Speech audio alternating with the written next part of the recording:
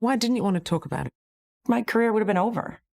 No one was believing anybody at that era.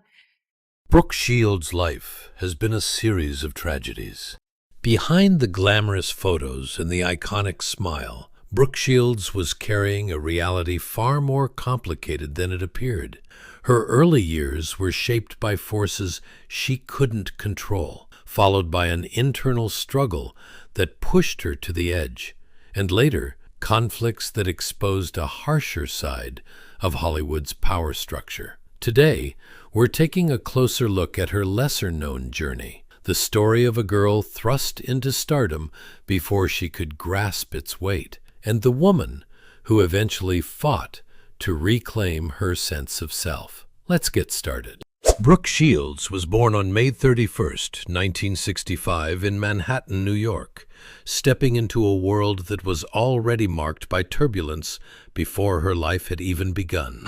Her father, Francis Shields, came from wealth, but lived with little sense of responsibility. Her mother, Terry Shields, was a former actress, struggling with alcoholism and harboring wildly ambitious dreams for the daughter she had yet to meet. When Terry revealed she was pregnant, Francis reportedly offered a large sum of money in an attempt to convince her not to continue the pregnancy. She accepted the money, but made a different choice than he expected.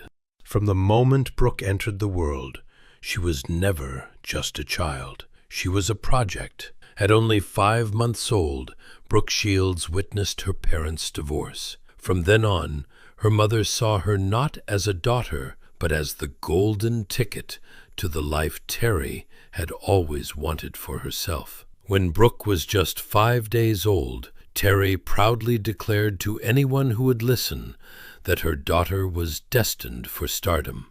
Brooke's upbringing was anything but ordinary. Her childhood was a tightly scheduled machine of piano lessons, ballet classes, horseback riding, and endless performance training. While most children her age played with dolls, she was being taught how to pose, smile on command, and deliver lines for the camera. As she later shared in her documentary, "I was a baby model, then I was a child model. I did catalogs and clothing ads and shampoo ads, whatever I got cast in." Over time, Terry Shields became as infamous as her daughter was famous. She was the ultimate pushy stage mom who rarely turned down opportunities, regardless of how inappropriate. When questioned about exploiting her daughter's sensuality at such a young age, Terry once replied with chilling casualness, "I think Brooke's sort of like a work of art, and like any beautiful painting, I think the world should enjoy Brooke."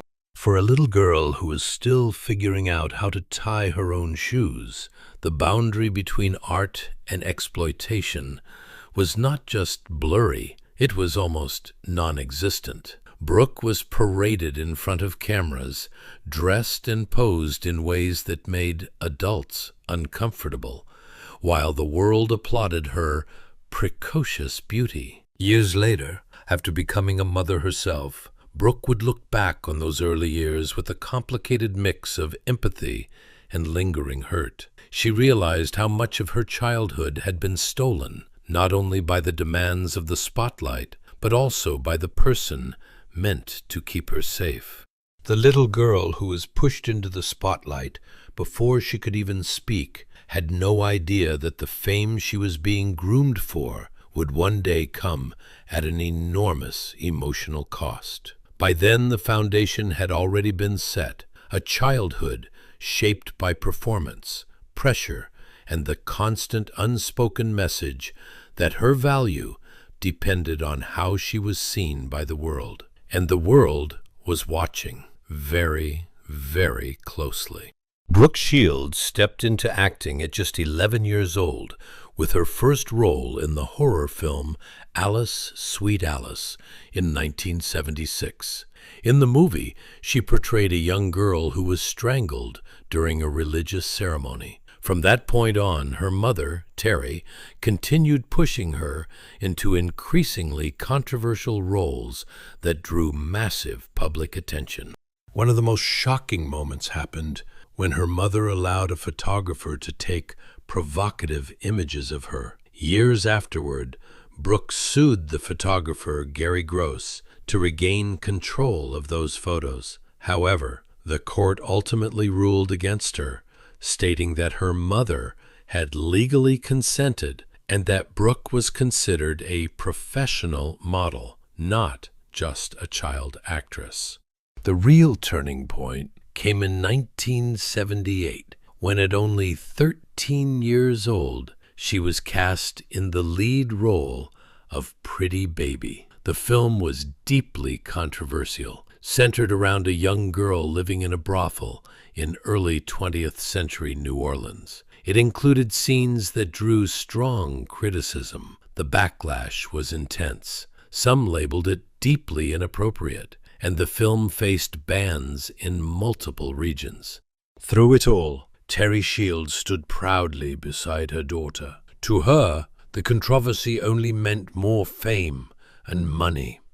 Looking back years later, Brooke reflected on the experience in her documentary. As a mother now, as an older person who's lived a lot, I understand the problem with it. I understand how people saw that. It was a different era.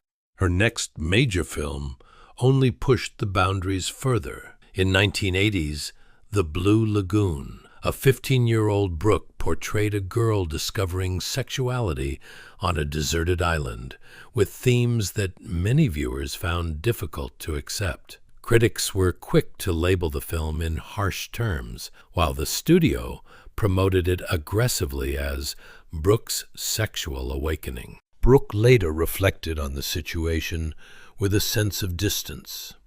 "I was evidently their master plan, which is ridiculous. I was not in tune with any of that. They wanted controversy, and they got it. They were pushing the envelope."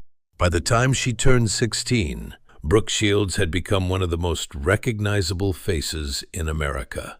Time magazine reported her daily modeling rate had reached around $10,000, an extraordinary figure at the time. She continued in films like Endless Love and Sahara, the latter reportedly earning her $1 million, despite its disappointing performance both commercially and critically. She also gained an unusual distinction at the Golden Raspberry Awards, becoming one of the rare actors to receive a Razzie for Worst Supporting Actress.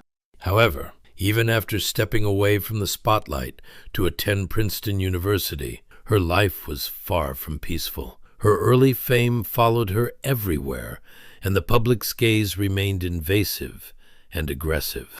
During her years at college, she was relentlessly harassed by paparazzi. Photographers frequently camped outside her dorm and waited for any opportunity to capture her in deeply private moments. At one point, a photographer even paid a fellow student to secretly take pictures of her while she was showering. The violation left her feeling constantly watched and unsafe. Her story became a powerful example of the cost of growing up in fame, when even the most personal moments can be taken and turned into public property. Yet one of the deepest emotional wounds came not from the press, but from someone who initially seemed like a harmless fan. John Raldi was an obsessive admirer who tried to get close to Brooke in real life. At first, both Brooke and her mother saw him as nothing more than a devoted fan, but over time, his behavior quickly turned disturbing. He began sending unusual gifts, tracking her movements, and sending messages at strange hours. Eventually, his actions escalated when he started parking outside her home for hours, even writing her name across his windshield. Brooke felt deeply violated and unsafe. In the end, she was forced to involve law enforcement and pursue legal measures to protect herself. In court, John Raldi admitted he had once been infatuated with her, but claimed the obsession had faded years earlier. He was found guilty of harassment and sentenced to 60 days in jail. However, an even more traumatic event was still to come, one that could have rocked the entire entertainment industry. After graduating from Princeton University and deciding to return to acting, Brooke encountered a high-profile director who exploited her vulnerability. He invited her to dinner to discuss a potential role. However, the situation took an unexpected turn when he insisted she continue the conversation at his hotel. What followed was an experience she did not welcome, something that left a lasting emotional impact. Years later, Brooke finally spoke about it. "I thought I was going to get a role. It took me a long time to process what happened. I'm much angrier now than I was back then." She also explained why she stayed silent for decades. "My career would have been over. No one believed anybody at that era. There was no narrative that was going to protect me at all. I knew that I wouldn't survive that in my career, and therefore possibly not personally, so I shut it away." Confronted with that paralyzing choice between fight or flight, Brooke did what many survivors do. She endured in silence, carrying the heavy weight of the trauma alone for years. One of the most memorable chapters in Brooke's personal life was her relationship with Dean Cain, widely recognized for his portrayal of Superman. They met while attending Princeton, where they were classmates. Their relationship lasted for quite some time, despite strong disapproval from Brooke's mother. After graduation, they eventually broke up, but remained in touch for many years. Brooke once spoke warmly about that time, saying it was one of the few normal relationships she had during her chaotic early adulthood. But perhaps the most talked about friendship in her life was with Michael Jackson. Brooke and Michael first met when she was 13. She later recalled, "I was 13, I think, when I first met him, and we were fans of each other, and we just immediately hit it off. We laughed so hard. We both grew up in this business at a very young age. We had defense mechanisms. Once we met each other, we realized that we didn't really have to be wary of one another." They shared a unique bond. Brooke described their relationship with genuine affection. "We acted like little kids together. I don't think either one of us in our lives really had the environment to do that safely. He has an innocence about him that just enables him to revel in flowers and children and animals." She admitted they had a crush on each other, saying, "I think we both had a crush and still do have a crush on each other." Michael even gave her a beautiful friendship ring, which the media immediately turned into engagement rumors. Brooke was always protective of Michael. When people made cruel comments about him, she didn't hide her frustration. "I'm constantly upset by what people say. When you see genius, and when you see a talent that is just unstoppable, the first reaction people have is to criticize it because it scares them."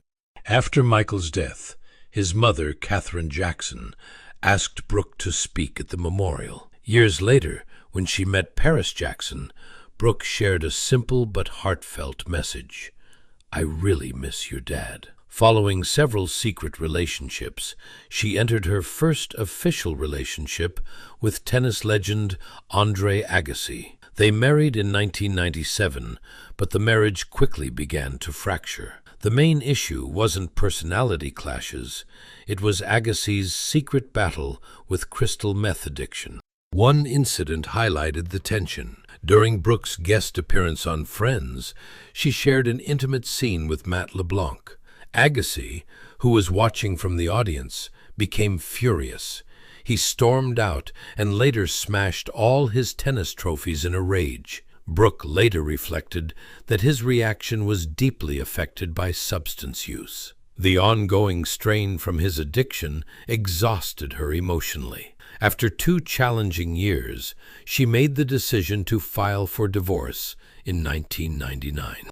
Despite the pain, Brooke acknowledged one positive thing Andre gave her. I wasn't strong enough to separate myself from my mom. It was Agassi who helped me realize that I needed to stand on my own and break the cycle. Not long after the divorce, Brooke met Chris Henchy while filming the sitcom Suddenly Susan. Their relationship began in an unexpectedly sweet way when her dog went missing, and Chris was the one who found it and brought it back to her.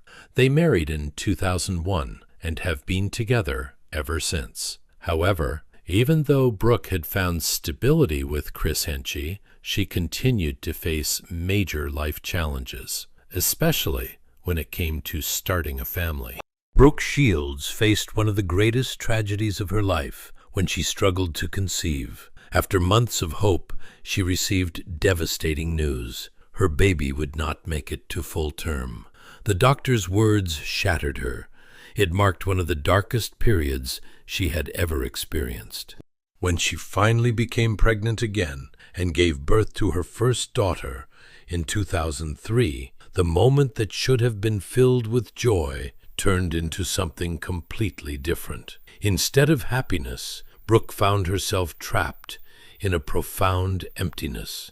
She was unable to bond with her newborn and suffered from severe postpartum depression. The darkness became so overwhelming that she even contemplated to ending her life.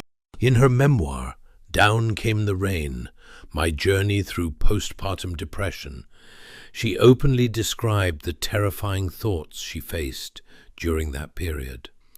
Her honest account helped spark a broader conversation about maternal mental health at a time when the topic was still largely taboo.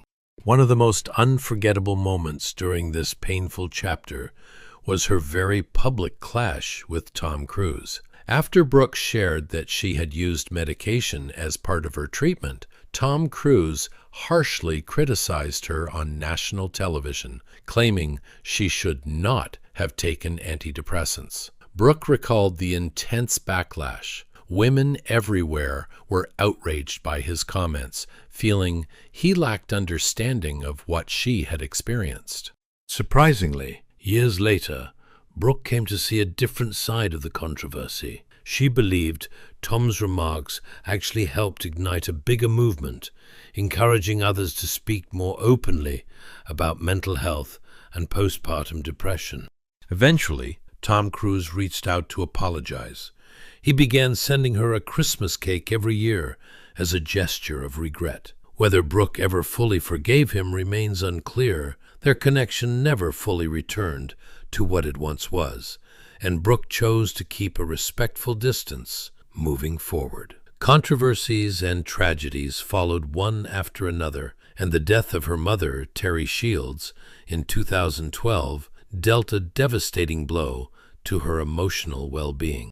Although the relationship between mother and daughter had always been strained and difficult, when Terry died of Alzheimer's, it left her with a complex sense of grief. In the aftermath, Brooke purchased a home in the Hamptons, perhaps hoping for a sense of peace, but in time she chose to sell it. The memories tied to that place proved too heavy to revisit day after day. As she later shared, I had to learn how to cope with the grief and tuck it away in a quiet corner of my heart.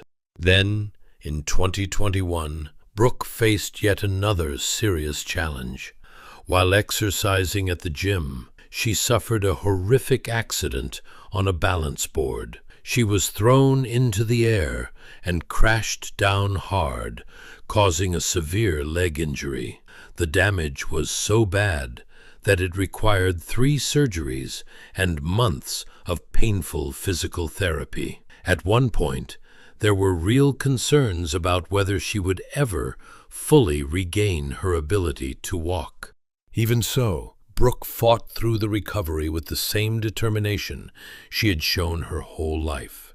Today, at 59 years old, Brooke Shields has built a peaceful and fulfilling life in Lower Manhattan with her husband Chris Henchy and their 2 daughters, Rowan and Greer. She often speaks with genuine pride about her family and how far she has come. After everything she experienced early on, she has created a stable, loving, and nurturing home, something she never had growing up. Her career remains active as well. She continues to appear in films and television, and she stays involved in various projects that matter to her, including speaking openly about mental health and women's issues. With an estimated net worth of $40 million, she carries herself with a quiet confidence shaped by experience. She is no longer the child star being directed by her mother. She is now a woman who controls her own story. In the end, she represents as a testament to resilience, strength, and the power of reclaiming your own story, even after it has long been shaped by others. If you enjoyed this deep dive into Brooke's life, please give the video a thumbs up. If you're new here, don't forget to subscribe and let us know in the comments what surprised you the most about Brooke Shields' story. Thank you for watching.